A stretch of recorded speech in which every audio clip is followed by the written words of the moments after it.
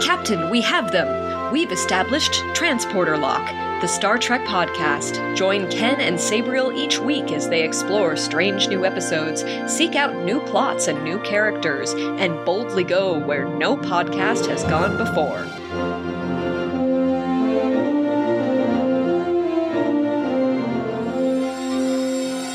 Hello and welcome to Transporter Lock. I'm Captain Sabriel Maston, coming down with a space cold, so my space voice is not necessarily the space best. And as usual, I'm joined by Chief Engineer Ken Gagney. How's it going, Mr. Gagney? I refuse this promotion. I do not want this promotion. And I will actively work to lose it if you force it upon me. Thank you, though.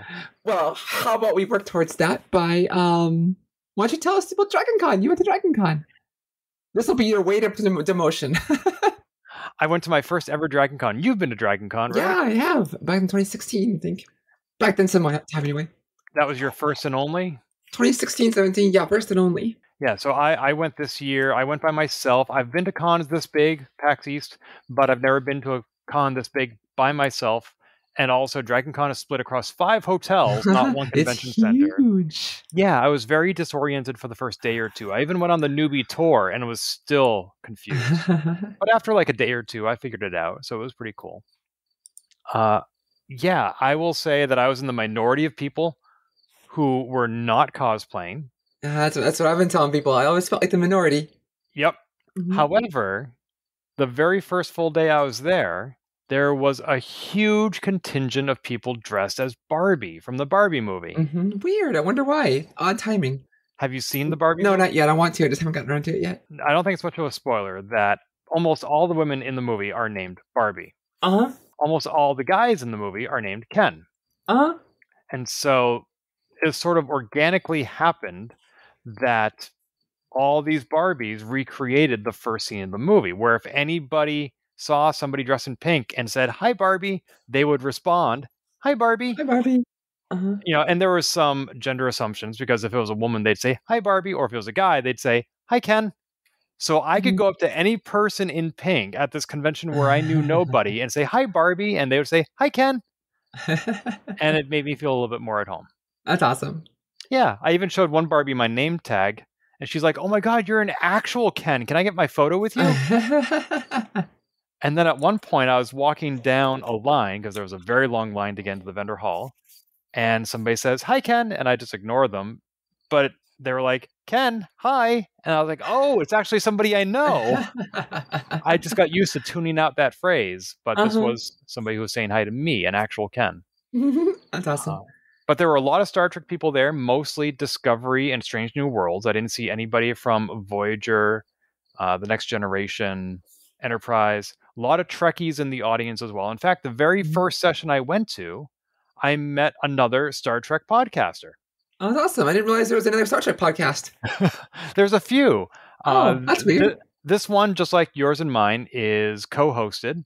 And just like how you and I started off by focusing on Discovery, his show, he and his co-host, they focus on Voyager. So we got to chatting a little bit. I gave him my card, and he appreciated my phone case, which, as you can see because you're on video right now, is me as a Discovery character, and you have a matching one. I didn't get his card, but I'm trying to remember his name. It was like Garrett something. Wong? Yeah, there you go. Oh, yeah. He seems like a nice guy. Yeah.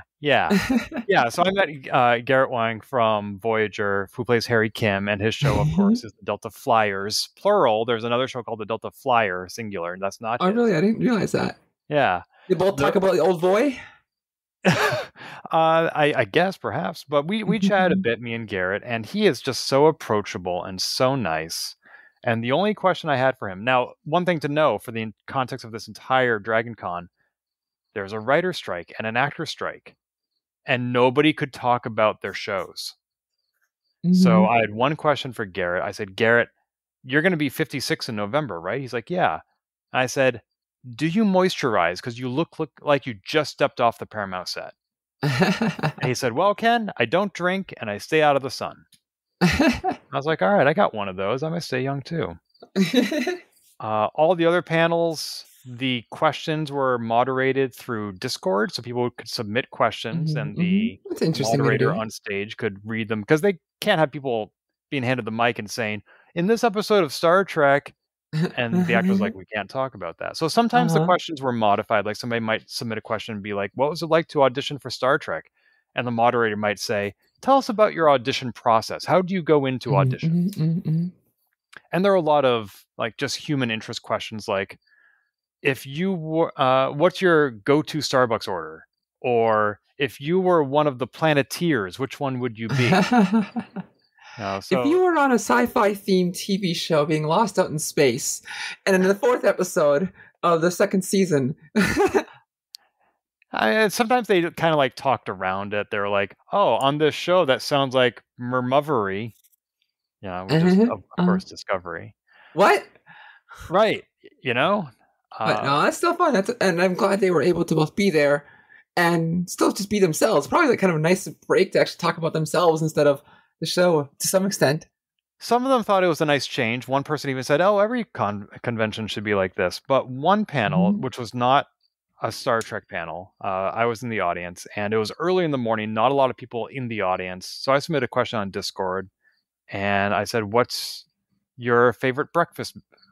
What do you usually get for breakfast?" And there were 3 actors on the panel, and 2 of them answered, and the third one didn't volunteer, wasn't prompted, just sat there silently. And then later on, they were talking about their audition process, and that third actor who was silent previously just got into this great narrative about his audition experiences and what it's like, and like how he knew he wanted to be an actor. And he was just going on and on. And he interrupted himself at one point and said, "I'm sorry I monopolized, but this is why we're here. I don't want to talk about what we had for breakfast." And I felt very small when he said that. But then I reminded myself that I didn't ask him that question. The moderator did. I had no idea who it was. Right. And well, not only that, but after he was done this long narrative and they were ready for the next question, the moderator asked, "What's your go-to Starbucks order?" And I was like, he just said that's not why he's here. But yeah, there were so many weird moments. Like at one point, the question was, if you could be a fly on the wall during any conversation in history, what would it be? And Celia Rose Gooding, who plays Uhura, they said that they wanted to be there when Martin Luther King Jr. asked Nichelle Nichols to stay on Star Trek. And Ethan Peck, who plays Spock, said he wanted to be there when the paperclip was invented. It's like, what? Well, because it was probably Vulcan. Yeah, it was just they invented Velcro, so. But I couldn't tell if he was like trying to be funny or just like he thought the question was stupid. But that, well, you see, you're leading us right into a very short checks by accident. yes, but not directly. There are a few more things I want to share. At one point, the question was, who on the show that you're on would you do shrooms with? And Anson Mount said, "Who on the show haven't I done shrooms with?" And then later the question was, if you go back in time to any period, what would it be? And Celia Rose Gooding said, "Well, there's really no period that's good for me as a person of color and a woman." But I think they said like, "Oh, I love the fashion of the 80s." And Christina Chong said, "Oh, I love the fashion of the 70s. I would go back to that." And Anson Mount said, "I would go back and meet Jesus. I mean, go big or go home. Meet Jesus, do shrooms with Jesus." Oh my gosh. But yeah, there was a lot of interesting stuff. Like Celia Rose Gooding, this is their second job ever being on Strange New Worlds. Wow. They're like 20 years old. I don't think they've gone to college. The rest of the cast is like almost 40. Right. Yeah. Are they that old? If not older. A bunch of the cast are just a few years younger than me. Oh gosh. Okay. It's weird seeing people who are younger than us. Yeah. One thing about Celia Rose Gooding that I didn't know is that their dad died on 9/11 in the South Tower. Oh, I didn't know. Wow.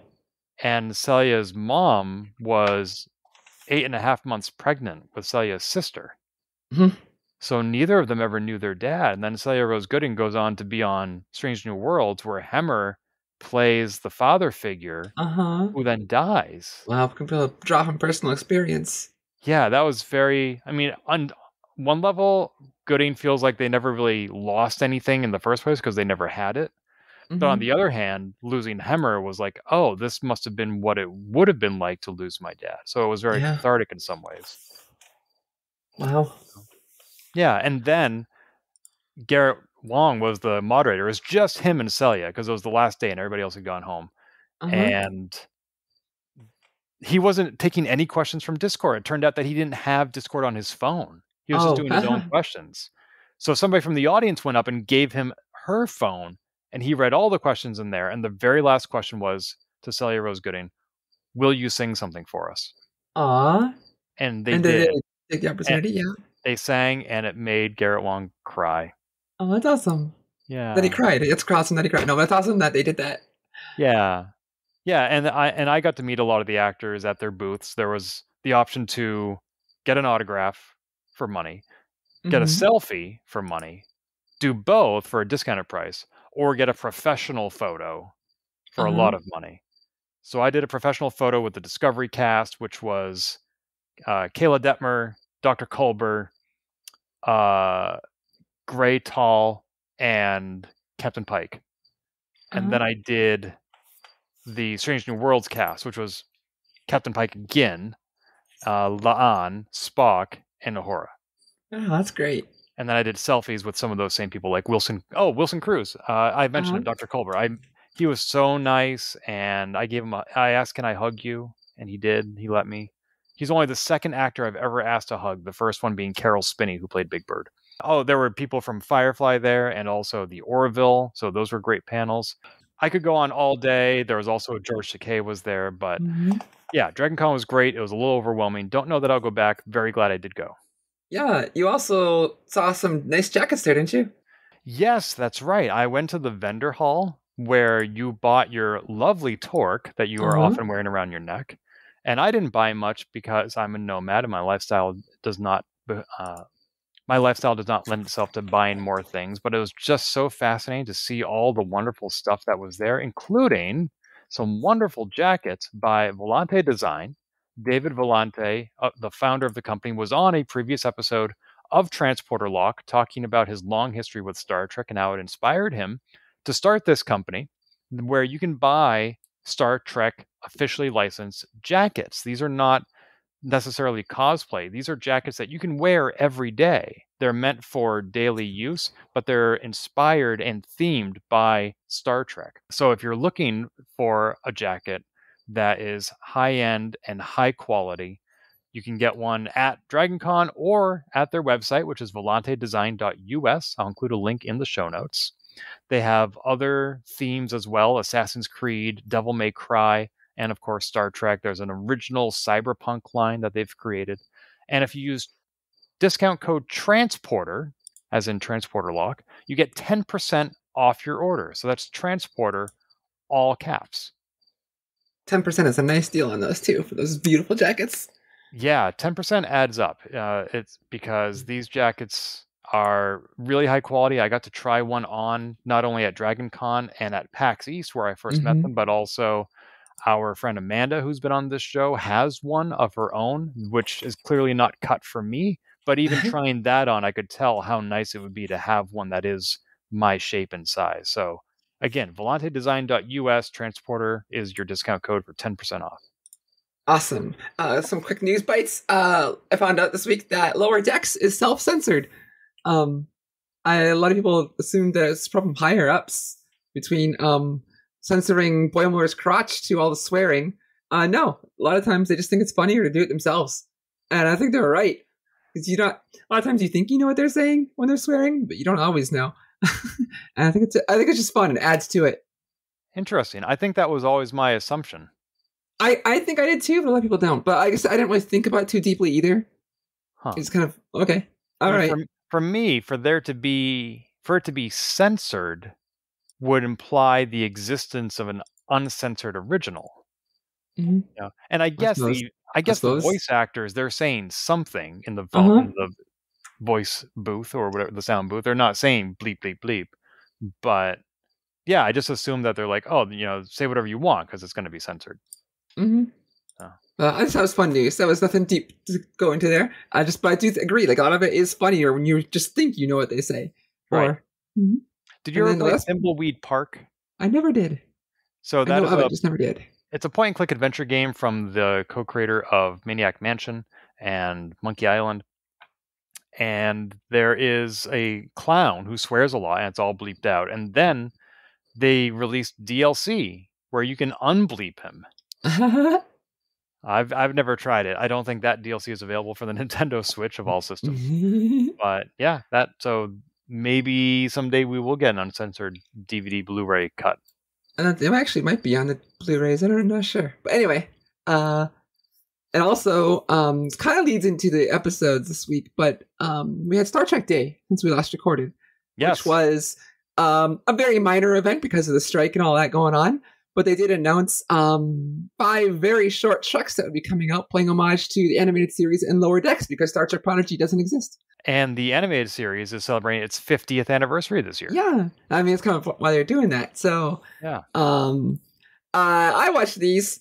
My first reaction was very similar to yours, WTF. But then I sat and thought about them for a bit. And now I absolutely love them. I've watched them each one like 3 times now. I think they're hilarious. I've watched Skin a Cat twice, and I've watched The Holiday Party 3 times. And that's all in the last, 20 hours. Each one is only about 3 minutes, so it's not a huge commitment out of your life. But, yeah, I saw there's somebody on YouTube who has their own YouTube channel, Big Trekkie. They did a 9-minute video, which I did not watch. I only read the headline, which was Very Short Treks Doesn't Understand What Star Trek is About. And I was like, I don't think I care. So, the Very Short Treks to me, I mean, because what it's intended to be, is an homage to the animated series. And not necessarily in the ridiculous humor. The ridiculous humor is done because the same people who did Too Many Cooks, that whole little parody thing that was a few years ago, making fun of the Full House a bit on YouTube, the 10-minute TV show intro or whatever it was. Apparently they're the same people doing the Very Short Treks here in their style of weird humor. But all the weirdness in the animated series and the things like the wrong uniforms, wrong coloring, odd things is a total homage to the animated series because they would do that, not intentionally. But here they are, of course. And it's interesting to me the people who don't get that because, the minority of people have actually seen the animated series. I don't think you have, right? I have the whole series on Blu-ray, and I've seen maybe 2 episodes. Okay, yeah, I've barely seen any. So, I saw someone complaining, Saru's uniform in this week's episode is wrong. Well, that's the joke. He's got a future uniform, even though it's in the past. It's hilarious to me. And then, but you see, it's funny because normally Jensen has legs. Right. That's the blooper. Oh my gosh. Yeah, I am impressed that they got the original actors because that was clearly Ethan Peck and it was Saru.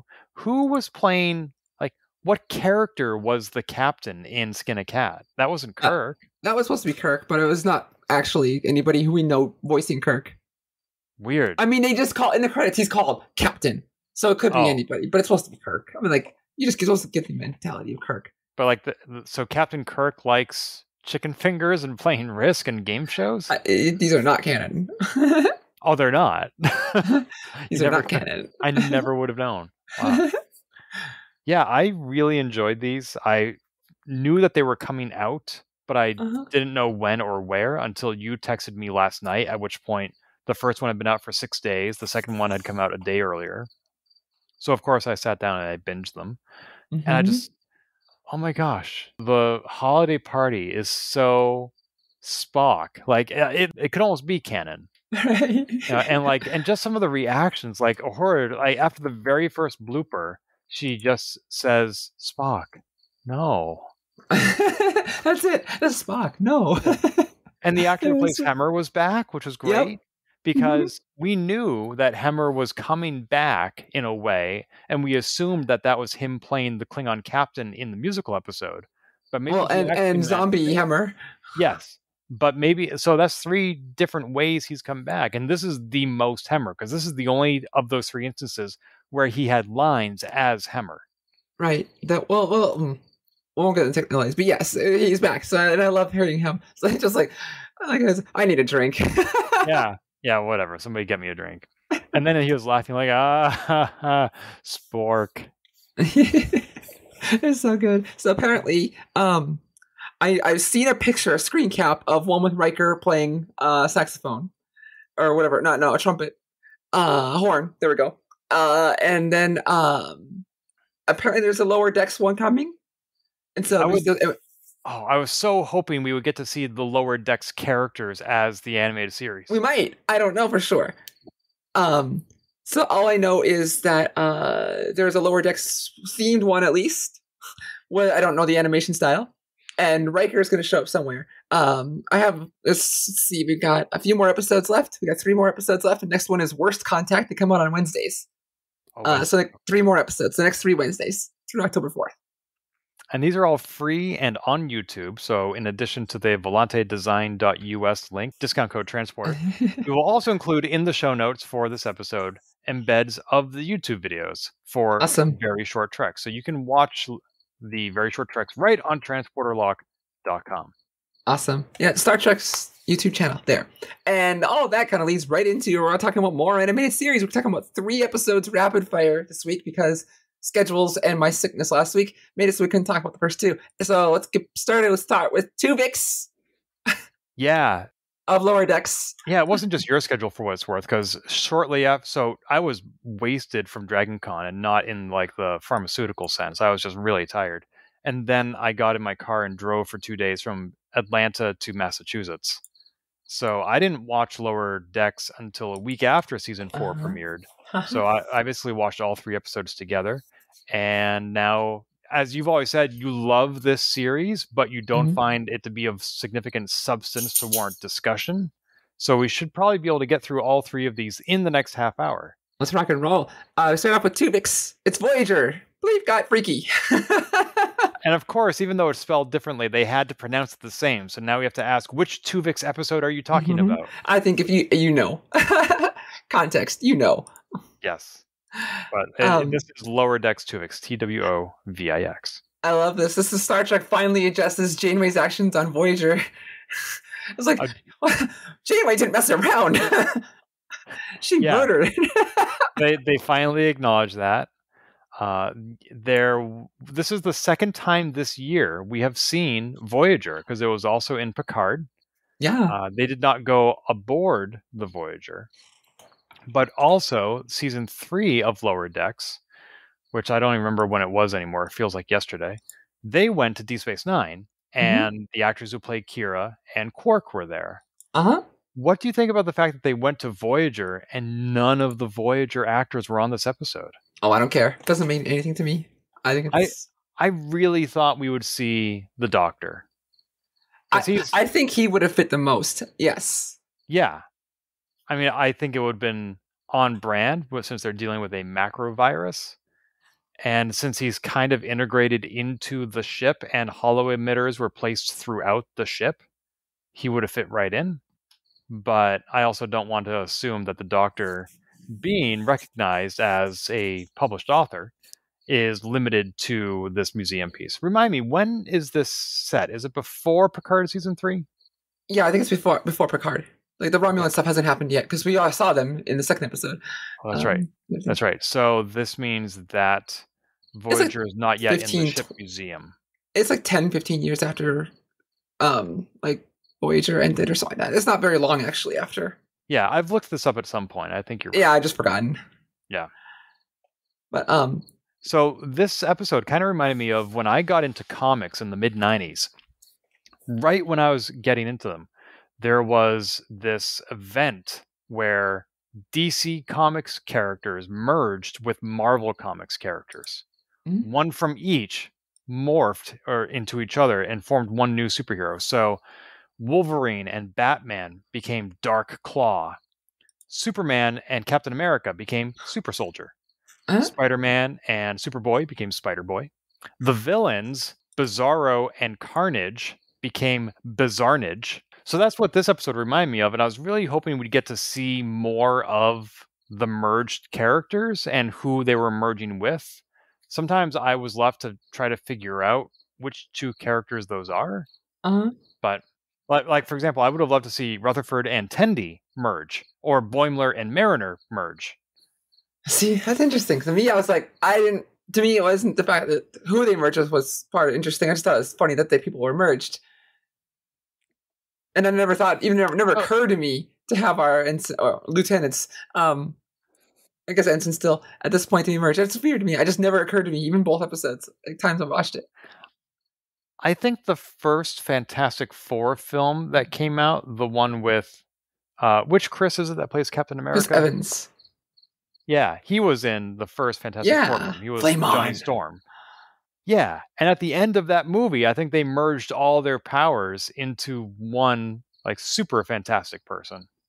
And I kind of wanted to see that. They're like, oh, the only way to fight all these merged people is to merge ourselves. Kind of like those Transformers that turn into one giant robot. Like a Megazord. Like, I want to... Yeah, or no, I think that's Power Rangers. Uh-huh. But, like, I want to see one mega lower deck character. Like, by our powers combined... I am Captain. Wait, no, that's a rank. But I still like the episode. That's good stuff. I realized partway through, or actually after the viewing, poor to Illips had an ace person merge with a sex fiend. Oh, that's right. It's like when Shax asks, like, how much do you remember? The eyes go...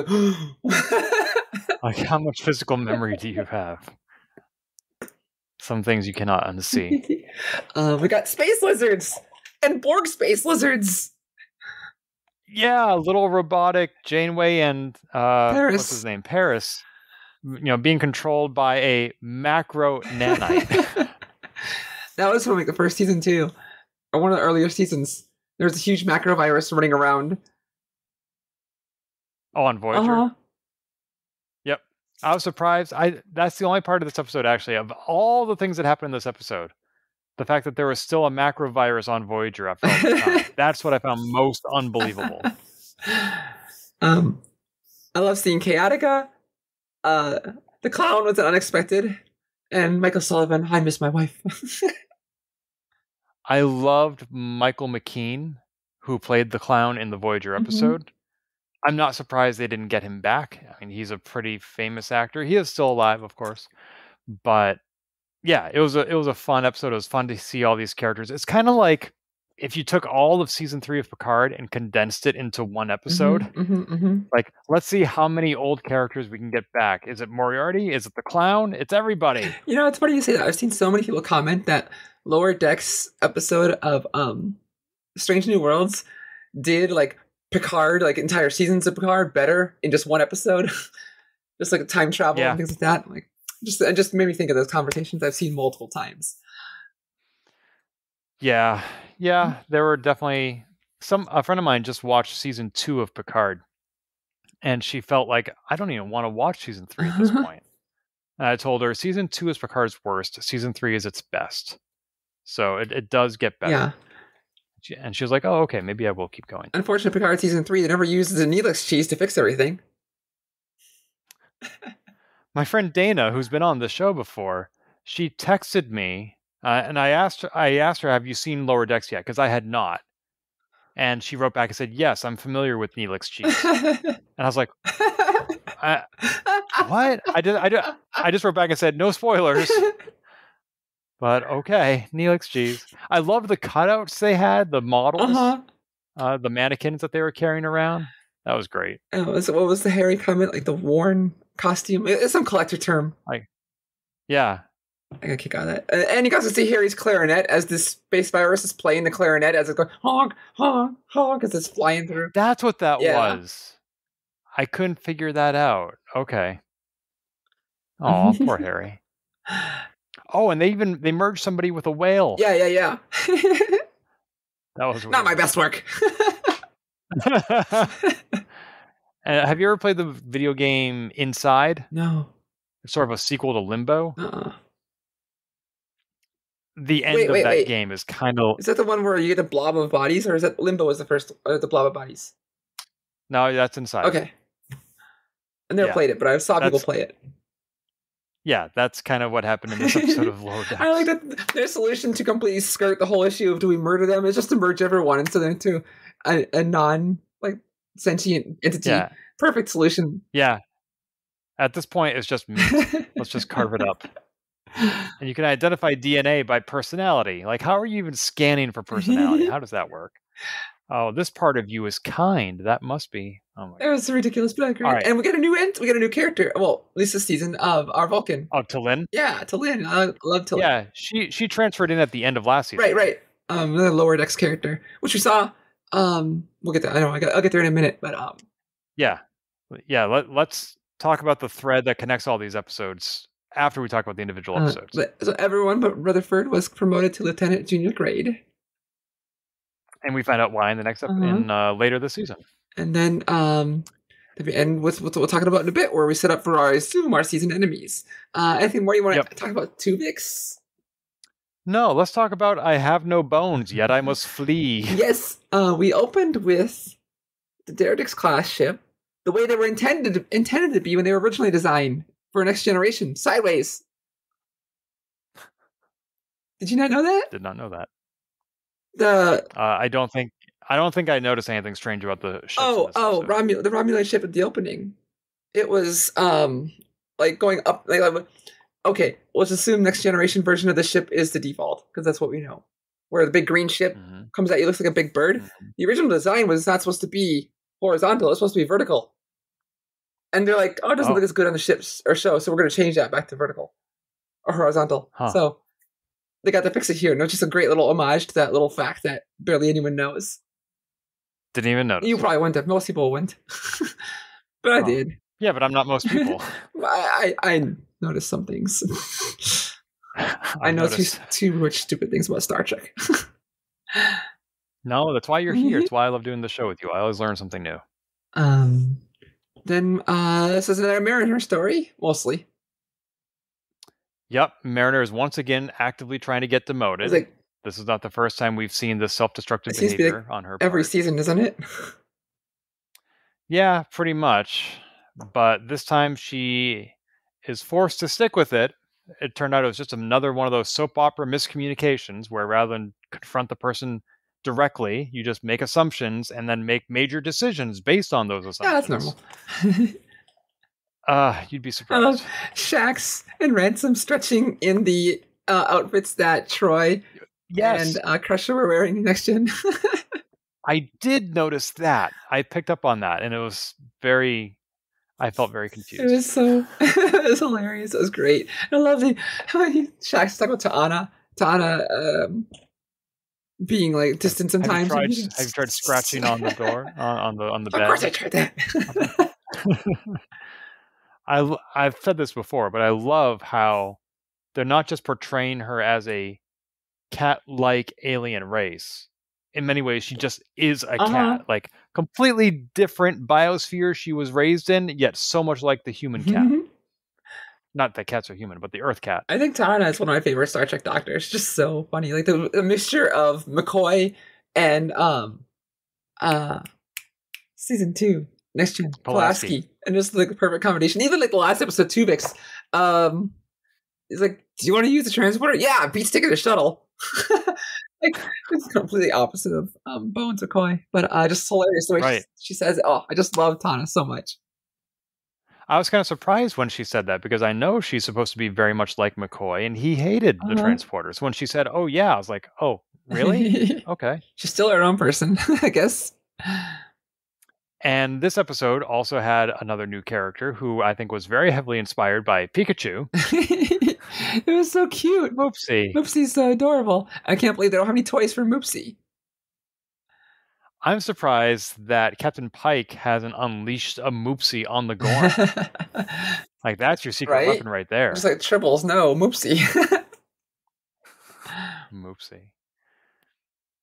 Yeah, I kind of figured at the very beginning that the humans in the zoo, they didn't look excited when Mariner and crew showed up, so I thought that was suspicious. And so I was surprised when Mariner said she didn't unleash Moopsie.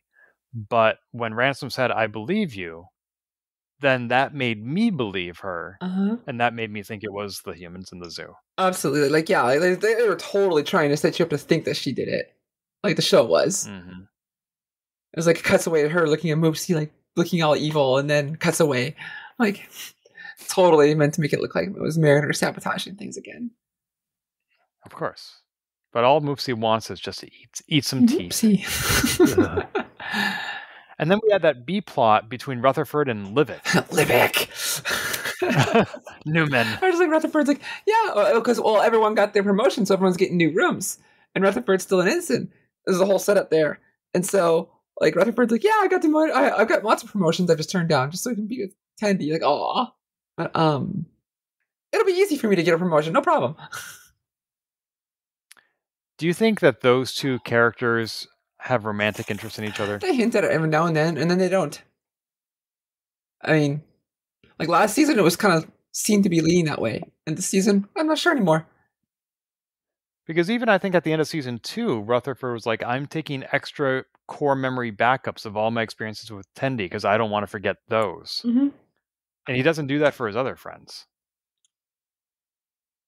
And yet, I remember how you felt at the end of season 1 of Prodigy when they finally shipped those two characters. And I'm like, I don't know that they need to be shipped. They're such good friends. Are you talking about Jennifer and Mariner? No, at the end of season 1 of Prodigy, I said. Oh. Prodigy. I don't remember anymore, honestly. Not Lower Decks. Honestly, I don't remember anymore. It was the captain character that you hated, the annoying brat of a kid, and the daughter of the villain. Oh, yeah, they're totally trying to get them together. I don't want it to. And they did at the end. And they kissed at the end of season 1. They don't need to do that. And right, that's what I'm saying. I just got angry again. Well, I'm glad I have that effect on you. Not at you, at them. No, I know, but if I know how to make you angry, eventually it will turn on me. Stupid ships. Honestly. Ships of the line. I want that wall calendar. Not this ship. Don't give me any of this ship. But yeah, I think of the 3 episodes of Lower Decks that have aired so far, this is the one I have the least to say about. Yeah, it is quite a lower one. I mean, I think, but that's probably why they aired it together with, like, even though they're not going to have much content for a while, they put 2 episodes together, probably for a reason. But I think there's still some fun things here. We also got Boimler trying to get his new quarters. Like, the whole, like, at the same time, Rutherford's trying to get a promotion and just increasing the engines by, like, 0.06%. Boimler goes into his new room and boom, which is right next to the engines, and he's just blinded by the light. And it was hilarious. And I'm honestly, all the time I was thinking, just put the shades up, just put the shades up. You never did until Rutherford gets there at the end. Or like, who puts the quarters between 2 holodecks? Which reminds me, in the very first episode that we already talked about, Boimler was on holodeck cleanup duty. I haven't done that since like first season. I was talking to somebody once, or just recently, I forget who it was, maybe it was somebody at DragonCon, but they said that out of like 900 episodes of Star Trek, there's only been one that was realistic. And it was when Barclay was addicted to the holodeck. I was like, oh yeah, they never do really deal with what goes on in the holodeck. I mean, humanity can't be that evolved. We all know what Riker is doing. Dude. We all know. Yeah, probably. And yet so many crewmen leave their programs unprotected and unlocked so that anybody can run them. That is weird. That is bad security. Yeah, like LaForge and Leah Brahms. Like anybody can. Leah Brahms can go watch that, and she did, and that's weird. These engines are me, LaJordy. Do you love the engines? Every time you touch the ship, you're touching me. All right, shall we move on to the? Oh wait, Rutherford had. There was a whole thing about the tubes, the light tubes that don't do anything. That they were a classic sci-fi prop. That they even referenced the movie Airplane 2. Like, I don't know what they do, but and now we have 3 of them. I love that. I actually kind of liked it when Boimler was trying to sleep in the Jeffries tubes. I know those aren't the tubes you're talking about, but I was like, that actually looks kind of cozy. You know, it's almost like camping. It's kind of neat. And it actually looked more spacious than I remember. I was surprised that Rutherford was actually ducking to get through there. I was like, I think you could just kind of crouch. No, in Voyager, they were probably the biggest, and they were still rough, but everything, the guys on low or Delta Flyers have said like working in those tubes was the worst, like for your knees, because they were just hard plastic, hard metal. They couldn't give them any padding for their knees, and so it was just everyone hated working in those Jeffries tubes. I got to crawl through an actual Jeffries tube. Yeah, when you went to do the set tour. No, when I went to do the museum at the Space Needle in Seattle, like 6 or 7 years ago, they had an entire Star Trek museum. It was almost like the first half of the Star Trek experience at the Hilton. Like it was that degree of museum with actual ships and uniforms and costumes that were used going all the way back to the 60s. And part of what they had there was a Jeffries tube. Which series? I don't remember. Probably TNG. If it was a climb up one, it was next original series. Any other ones, it was probably Crawl. It was Crawl. Okay. Yeah. Crawl. But by the end of the episode, we find out Ransom is actually like, no, Mariner, I'm sticking with you. You're not going to force me to do this. You are going to get the attention you need, basically. Yep.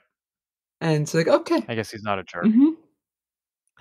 And finally, in the cradle of Exelon, finally a benevolent AI. The one that's not trying to kill everyone. I love we have a really interesting dynamic to introduce here. The Coruscanians, our culture, artists and poets. Not like anything we've seen before. If you don't get the joke, every race or species of people that Voyager meets or any Star Trek people meet, like, we used to be a culture of artists and poets. Even the Vidians used to say that. So it's basically just a trope that they always go back to. Oh, okay. I did not pick up on that. So we have a benevolent AI that is just 6 million years behind an OS update. Apparently the original creators, who are now long gone, created this update but never installed it. Looks like which was weird. And after 6 million years, it finally caught up. Well, because it wasn't. Because they didn't install it because they all turned into fifth dimensional beings. That was quite a day. That's right. Yes, that does happen. Fifth dimensional being is a term that comes up multiple times in Lower Decks, oddly enough. That and koalas. And koalas. We'll get there in a minute here. Koala even showed up in Strange New Worlds. Yes, but in the opening credits. This ring thing, I didn't realize how much of a Larry Niven. Yeah, I didn't realize this person was the creator of this thing. I've known it's the trope in sci-fi since then, but I didn't know it was created by someone like in the 50s, 60s. Yep, Ringworld. I've read that book. Never did. It's basically like the video game Halo. Right. Like, that's things referenced it. Just never knew the origin. Yep. I love that the interface for this computer had massive floppy disks. Basically it was basically an old rock workstation. Cracked me up. Yeah, the whole computer interface, like as somebody who grew up with old computers and still enjoys old computers and has been to museums that have like big iron, as they call the really old computers, this was kind of fun for me to see. The safe mode and go there. Yeah. It was hilarious. Yeah. Those power cores that Lieutenant Boim or Junior Grade Boimler was having to. Well, Boimler here, the whole thing was he's got his first mission where he's in command of a bunch of ensigns, and he won't let them do it because he's scared of them getting hurt and anything something going wrong. But which was great in itself. We'll get more there. Those power cores, they look like engines from NX-01, didn't they? Or do you remember that even? I don't. Okay, first thing I thought of was also look like NX-01 engines.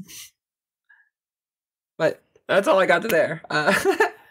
But Boimler, being scared to death of hurting them, just ends up doing all the work himself. Well, there was also, in addition to what Boimler was doing and what the captain was doing, there was also back on the ship, there was them scanning all those isolinear chips. Yeah, we can jump to that. That was total hazing. I knew it. I was with Tendi right from the start. I believed the guy when he said he was trapped in the game of Chula for a month. I didn't think Starfleet officers would do hazing, but I love that they had Chula there and they had to do like a la meringue, lemon meringue. because they were doing that in the DS9 documentary. They were doing it at Dragon Con. Like, this thing is legendary, and here it is finally being referenced in a canonical series again. Get Rutherford speed running the whole thing. Just like, we know. I'm a Star Trek fan. Of course I know how to get through this. Jump through things, go to eat the food, jump off the cliff, let's go. It makes me want to go back and rewatch that episode because I remember enjoying it. I love the movie Jumanji, and that's basically Star Trek Jumanji. I suppose it is. I hadn't thought of it that way. You know, I made this observation at the Dragon Con because there was a panel I went to where all the audience voted. We came up with like 16 episodes of Star Trek that we all hated. And then we did like a bracket to figure out which one was the worst. And that was one of them. And I was like, isn't this just Star Trek Jumanji? And everybody was like, oh yeah, I guess it is. And I'm just surprised. Like, I've had that comparison in my head for 25 years. And every time I share it, somebody's like, I never thought of it. You know, I've never been close to Jumanji, so maybe that's why it's never in my head. I've seen it once, and I was way after the age group that it was intended for at the time. Or I didn't watch it when it was in a cultural thing. And so that's probably a better way to say it. See, I've seen the original twice. There have been 2 sequels, one of which I've seen. There was also a sort of a spin-off called Zathura or something like that. A similar board game set in the same universe. But, oh, by the way, so they did that 16 game bracket or TV show episode last year, and the winner was Sub Rosa. Yep, awful episode. That was the worst episode. This year, it came down to Sub Rosa and Spock's brain. And Spock's brain was those would absolutely fit. I'm glad Threshold wasn't in the end there. It was among the 16, as was Prophet and Lace, and I think another episode of Enterprise where Archer got like spat on by Gorn eggs and ended up trying to the Zindi eggs one. Yep, Zindi eggs. Yep. So that was one of them. There was I think Turnabout Intruder where Kirk and the gal. Captain Kirk switches brains with a woman and. Like, she could never be captain. She's a woman. The series finale, original series. I still swear, Threshold's a better episode until the last 5 minutes or 10 minutes. It was a good episode until then. A lot of people said that. A lot of people said that. Yep. Let's see. Boimler dies. Again. Twice he died in this episode. Yeah. This is the first time he's died. The first time? He died twice right in a row. He died from the explosion. Oh, that's right. And we get to see Shax's Black Mountain, which has been referenced by multiple characters.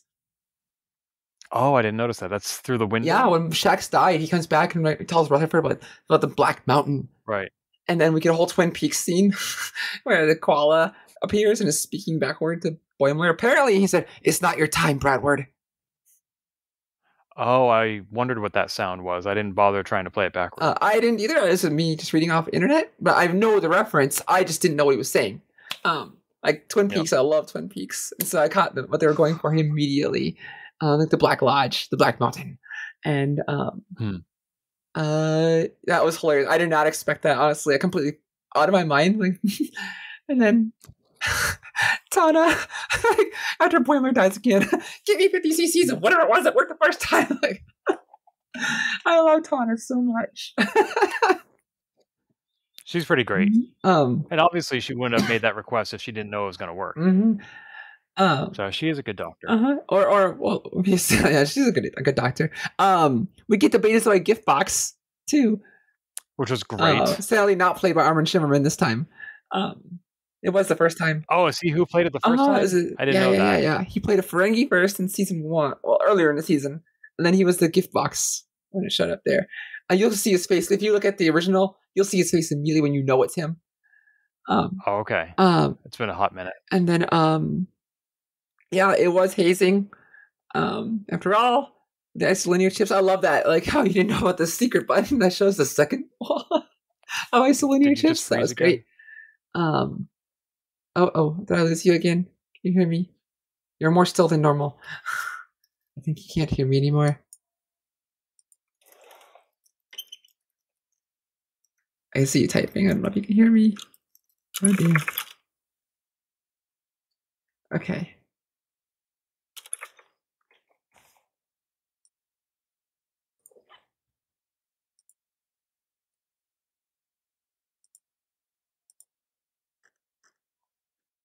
Hi? Can you hear me?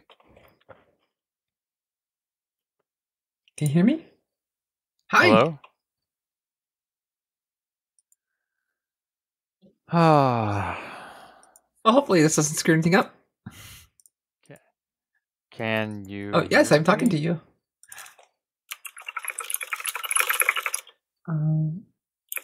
Oh, Huh? I can't see or no. hear you. I don't know why I just typed that, because you just said you could hear me, so I don't need to repeat myself in written text.